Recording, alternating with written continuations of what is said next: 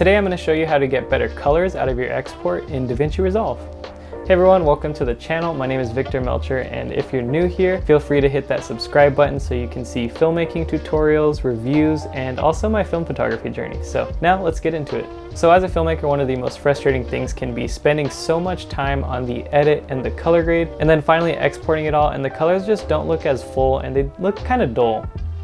So the trick is actually to export your footage in ProRes and then back into H.264. And there's a few steps to that, so I will walk you through it. All right, so now that we are in DaVinci Resolve, you're gonna see that I have 3 color graded clips and I wanna export them. So I'm gonna go to the little rocket ship, which is the export panel. And now for the title, I like to title this as ProRes because this is what we're gonna export this out as. And I usually like to have the location out on the desktop. We'll do replace. And now for the codec, we're gonna do ProRes, and you can do ProRes 422 or LT. Both of them are good enough quality for this export. So we'll just do 422. We're gonna click constant bitrate, data levels full, and that's it. We're just gonna add to render queue and render all. All right, so now we are halfway done with this method. We've exported the edit out into ProRes, and the reason you can't just stop here is because ProRes 1 is a massive file, and 2, it isn't as compatible as an H.264 codec. So now let's get back into DaVinci Resolve for step number 2. We have the ProRes file rendered out. Now we're gonna go back to DaVinci Resolve, and we're gonna save this project just in case you need to make any changes. You go to File, Project Manager. We're gonna make a new project. So we'll call this Export H.264.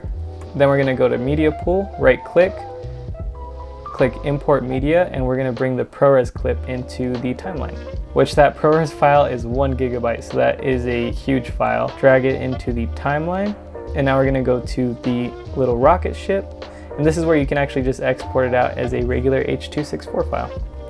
So go to File, and we'll call this Export H.264. Everything looks good. For quality, we're gonna go to Restrict to. I usually just restrict it to like 25,000, and that's a good enough bitrate for me. Go to Data Levels, click Full, Add to Render Queue, and I'm gonna put this on the desktop and then render all. Okay, so now we're gonna minimize DaVinci Resolve, and we're gonna click the H.264 export. Now you can see that it still retains the color and the quality of the ProRes file, and the huge difference is size and compatibility. So now the H.264 file is 63 megabytes and the ProRes file is 1 gigabyte. So now you can see that this makes a huge difference. Now with the H.264 file, you can do whatever you want with it. You can airdrop it to yourself, and you can upload this to YouTube, Instagram, TikTok, and it'll look good. Also, I just wanted to add that if you do like color grading in DaVinci and then actually editing in a different software, you can export it out in ProRes in individual clips. This will actually give you individual ProRes clips that you can cut and tweak on your own in a different software. So yeah.